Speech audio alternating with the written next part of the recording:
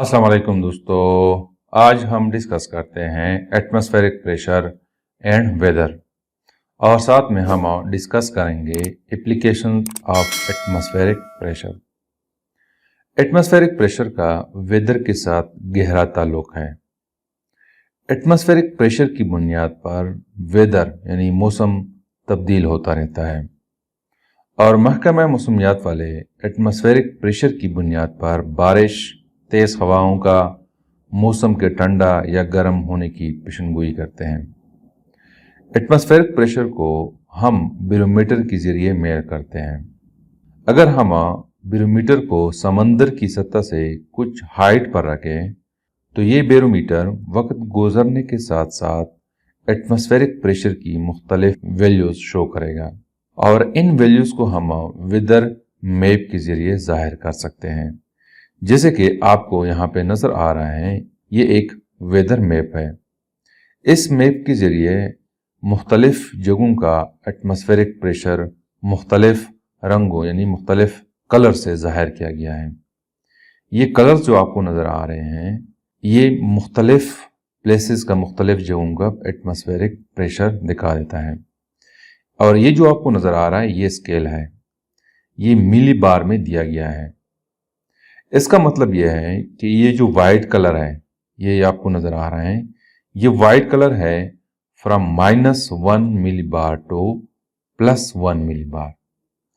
अब यहाँ पे जितनी भी वाइट कलर्स हैं, इन जगहों का एटमॉस्फेरिक प्रेशर -1 से लेकर +1 मिली बार तक है।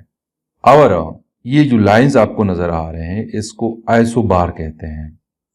ये लाइंस शो कर रहा है कि इन लाइंस के ऊपर जितनी भी प्लेसेस, मकामात आते हैं, उन पर एटमॉस्फेरिक प्रेशर सेम है। यानी अगर मैं कहूँ कि ये एक लाइन है ये, और मैं सपोज करता हूँ कि इस लाइन पे एटमॉस्फेरिक प्रेशर +1 मिली बार है, तो यहाँ से लेकर यहाँ तक एटमॉस्फेरिक प्रेशर 1 मिली बार है। सिमिलरली ये भी एक आइसोबार है। आइसो मीन्स सेम, यानी वो जगह जहां पे प्रेशर सेम हो। तो इसका मतलब यह है कि इन जगहों पे एटमॉस्फेरिक प्रेशर सेम है, यानी यहाँ पे व्हाइट कलर की रेंज -1 से +1 तक है। तो यहाँ पे जो इनकी वैल्यू है, जो भी वैल्यू है, वो इस लाइन पे सेम है। इसको हम आइसो बार कहते हैं। इस तरह ये रेड कलर है, तो यहाँ पे रेड कलर ये शो कर रहा है। तो रेड कलर की रेंज जो है वो 7 से 8 तक है। तो मतलब यह है कि इस एरिया में एटमॉस्फेरिक प्रेशर जो है वो 7 से 8 मिली बार तक हो सकता है। और ये लाइन जो शो कर रहा है, ये इस पे मीन्स अगर 8 मिली बार है तो इस पे 8 मिली बार ही होगा थ्रू आउट। इस पे ये एक आइसोबार है। तो इस तरह बाकी जो कलर्स है ये शो कर रहे हैं atmospheric pressure of different places. ये डिफरेंट कलर्स है, ये स्केल है मिली बार में। यानी 4 के सामने ये येलो कलर है, तो ये येलो कलर वाले एरियाज की जो एटमॉस्फेरिक प्रेशर है वो इस रेंज में है। तो ये एक वेदर मैप है।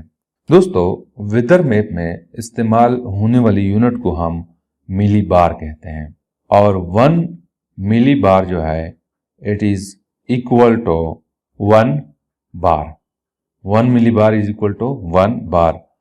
और हमें पता है कि 1 atmospheric pressure is equal to 1.013 into 10⁵ pascal.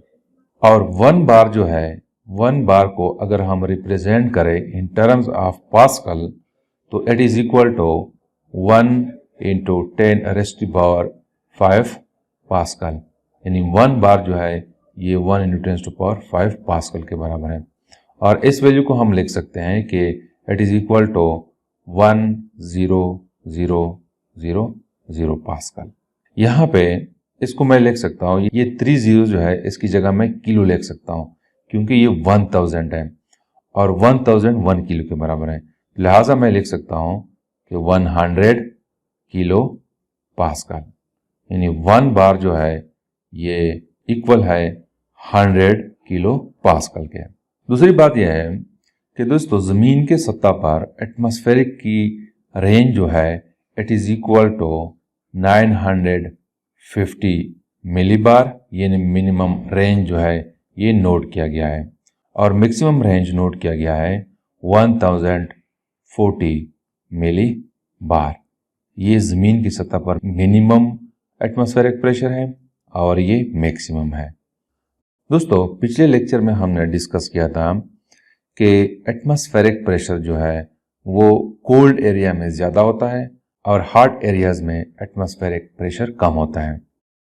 मैं सपोज करता हूँ कि ये कोल्ड एरिया है जहाँ पे एटमॉस्फेरिक प्रेशर हाई है, और ये एरिया जो है ये लो एटमॉस्फेरिक प्रेशर एरिया है, यहाँ पे एटमॉस्फेरिक प्रेशर कम है, यानी ये हॉट एरिया है। तो होता यूँ है कि एटमॉस्फेरिक प्रेशर की डिफरेंस की वजह से हवाएं हाई एटमॉस्फेरिक प्रेशर एरिया से लोअर एटमॉस्फेरिक प्रेशर एरिया की तरफ फ्लो करती हैं। यानी यहाँ पे अगर मैं कहूँ कि एटमॉस्फेरिक प्रेशर यानी हवाओं की डायरेक्शन एटमॉस्फेरिक प्रेशर की वजह से ये है, from high atmospheric pressure area to lower atmospheric pressure area. तो यहाँ पे अगर हम इन हवाओं की डायरेक्शन को देखें तो हाई प्रेशर एरिया से आउटसाइड है और लो प्रेशर एरिया की तरफ है, इनवर्ड हम कहते हैं कि हवाओं की डायरेक्शन इनवर्ड है। और इन दो एरियाज के दरमियान जितना एटमॉस्फेरिक प्रेशर का डिफरेंस ज़्यादा होता है, हवाएं उसी हिसाब से तेज चलती है। एटमॉस्फेरिक प्रेशर की इस डिफरेंस को हम प्रेशर ग्रेडियंट कहते हैं। आपकी बुक में ये एक लफ्ज़ यूज़ हुआ है प्रेशर ग्रेडियंट। तो ये प्रेशर ग्रेडियंट अगर बहुत ज़्यादा है तो हवाएं बहुत तेज चलेगी। दोस्तों नॉर्थर्न हेमिस्फेयर ऑफ अर्थ पे वो एरियाज, वो इलाके जहाँ पे एटमॉस्फेरिक प्रेशर कम होता है, उस एरिया में हवा एंटी क्लॉकवाइज चलती है। और नॉर्थर्न हेमिस्फेयर पर वो एरियाज, वो इलाके जहाँ पे एटमॉस्फेरिक प्रेशर हाई होता है, वहाँ पे हवाएं क्लॉकवाइज चलती है। इसका क्या मतलब है दोस्तों? ये जो आपको नज़र आ रहा है ये मैप है अर्थ का, और ये लाइन जो आपको नज़र आ रही है ये लाइन, ये इक्वेटर है, अर्थ का इक्वेटर है। इस अर्थ के इस साइड पे जो एरिया है उसको हम कहते हैं नॉर्थर्न हेमिस्फेयर। इस नॉर्थर्न हेमिस्फेयर पर वो एरियाज जहाँ पे एटमॉस्फेरिक प्रेशर कम होता है, वहाँ पे हवाएं एंटी क्लॉकवाइज चलती है। एंटी क्लॉकवाइज का क्या मतलब है? ये एंटी क्लॉकवाइज है, ये जो कर्सर जो है मूव कर रहा है जिस डायरेक्शन में, ये एंटी क्लॉकवाइज डायरेक्शन है, यानी कि हवाएं इस डायरेक्शन में फ्लो करती है।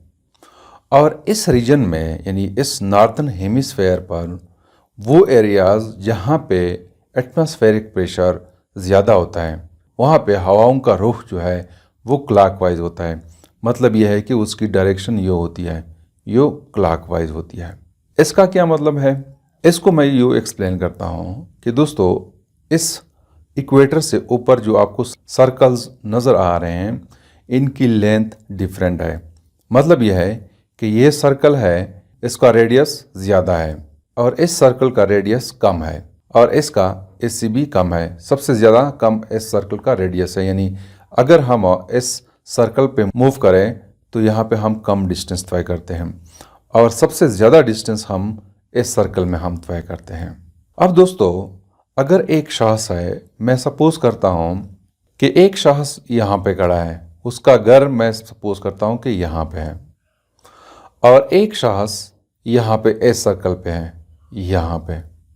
अब चूंकि ज़मीन रोटेशन करती है, एक रोटेशन ज़मीन 24 आवर में तय करती है। अब ये शख्स 24 आवर में एक रोटेशन कंप्लीट करता है। मतलब ये है कि इस सर्कल पे डिस्टेंस चूंकि ज़्यादा है तो वो 24 आवर में ज़्यादा डिस्टेंस तय करता है इस शख्स के मुकाबले में। ये सर्कल में जो डिस्टेंस तय करता है वो भी 24 आवर में तय करता है। दोनों 24 आवर में एक रोटेशन कंप्लीट करता है, लेकिन यहाँ पे लेंथ ज़्यादा है और यहाँ पे कम है। तो इसका मतलब यह है कि इस शख्स की स्पीड ज़्यादा है इस शख्स के मुकाबले में। अगर मैं कंसीडर करो, मैं जस्ट सपोज करता हूँ कि ये शख्स जो डिस्टेंस तय करता है वो 200 किलोमीटर है। मैं सपोज करता हूँ कि ये शख्स जो डिस्टेंस तय करता है एस वो इक्वल है 200 किलोमीटर और ये डिस्टेंस 24 आवर में कंप्लीट करता है, यानी टाइम जो है it is equal to 24 hour. अब अगर इस शख्स का मैं स्पीड फाइंड आउट करो तो मैं उस यू फाइंड आउट कर सकता हूँ कि v is equal to S divided by T. S यहाँ पे 200 किलोमीटर है और टाइम 24 आवर है, तो ये जो है 24 आवर्स है। तो यहाँ से हमारे पास स्पीड की वैल्यू आएगी 8.3 किलोमीटर पर आवर। अब अगर मैं इस शख्स की स्पीड फाइंड आउट करना चाहूँ तो चूंकि ये डिस्टेंस तय करता है S is equal to 100 kilometre और टाइम वही 24 आवर है, तो v will be equal to 100 divided by 24, तो v will be equal to 4.16 kilometre per our.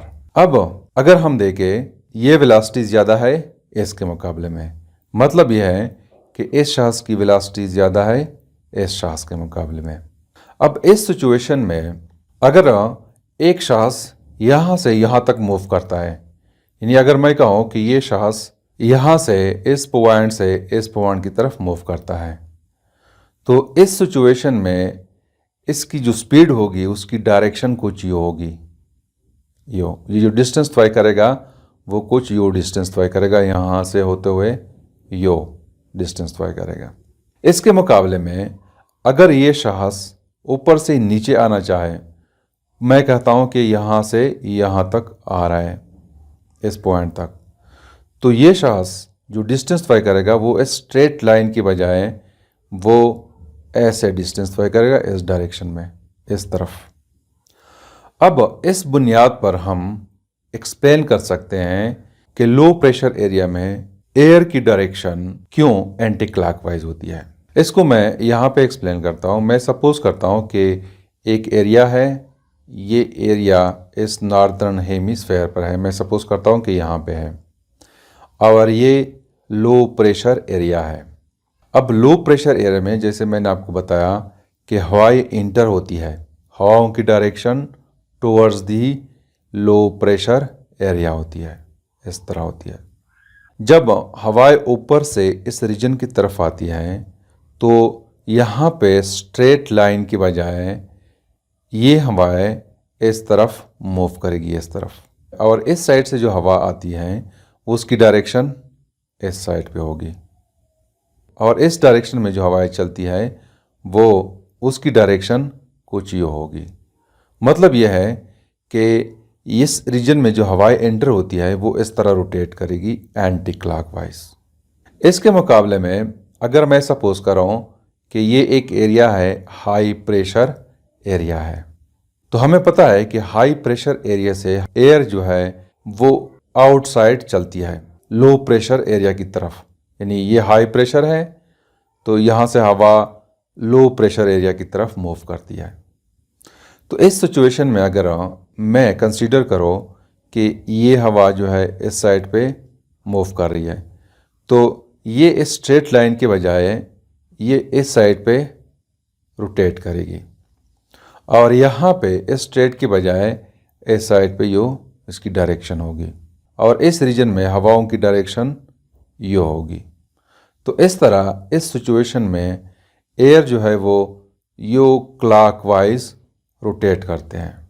तो इसी वजह से आपकी बुक में लिखा गया है कि नॉर्थर्न हेमिस्फेयर पर लो प्रेशर एरिया पे हवाओं की डायरेक्शन एंटी क्लॉकवाइज होती है और हाई प्रेशर एरिया पे क्लॉकवाइज होती है, यानी यहाँ पे इस सिचुएशन में एंटी क्लॉकवाइज है यो हवाओं की डायरेक्शन, और इस हाई प्रेशर एरिया में हवाओं की डायरेक्शन यह है। अब मैं एक्सप्लेन करता हूँ एप्लीकेशंस ऑफ एटमॉस्फेरिक प्रेशर।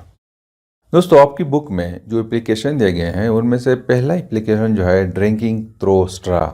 ये जो आपको नज़र आ रहा है ये स्ट्रा है। हम किसी गिलास में स्ट्रा के थ्रू जूस पीते हैं या पानी पीते हैं, तो वो हम किस तरह पीते हैं, वहाँ पे एटमॉस्फेयर प्रेशर का क्या किरदार है।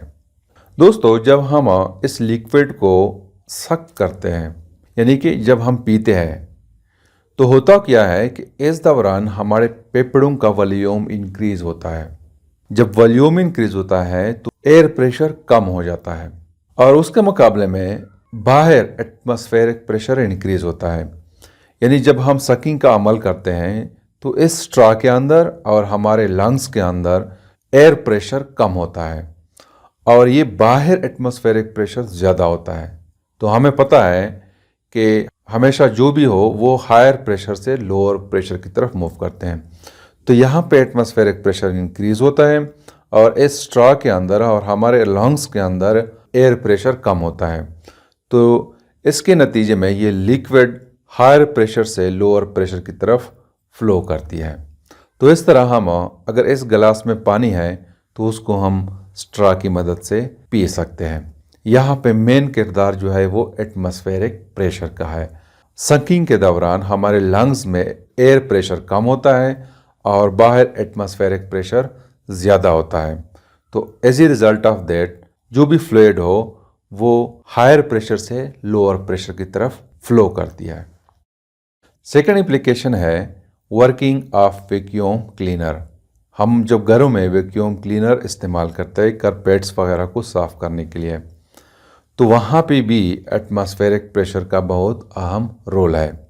इसमें होता यूँ है कि अंदर एक फ़ैन लगा होता है।